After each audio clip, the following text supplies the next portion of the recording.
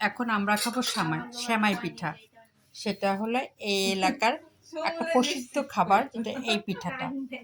এই সেমাই পিঠার সঙ্গে খেতে হবে হয় গরুর মাংস নয় মুরগির মাংস। এই তখন সেই মাংস রেডি আছে।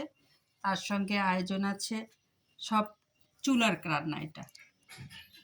এই মানে পুকুরের কই মাছ, চায়না হাঁসের ডিম ভাজি করা, তার সঙ্গে মজা একটা আলু কুচি কুচি ভাজি করেছে, খুব টেস্ট। আমি সকালে খেয়েছি, দুপুরেও খাবো। আর এই দেখুন আজকে দুপুরের খাবার আমার এটা।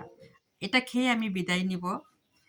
আর এই জন্যই আপা খুব জোর করে এই পিঠাটা বানাই ফেললো, এত মানে নিষেধ করলাম তারপরেও সে আর থামলো না। শেষবার কাল আসার পর থেকে অনেক পিঠা খাচ্ছি, কিন্তু এই পিঠাটা আমাদের ওনাদের প্রসিদ্ধ পিঠা। এটা খাওয়াবে, ওটাও খাওয়াই ফেললো। এই দেখুন কিছুক্ষণের মধ্যে খেয়ে আমি বের হবো। তবে আজকে দুপুরে আমি খাবো চুলা রান্না এবং গ্রামের হলো এদের প্রিয় খাবারগুলা।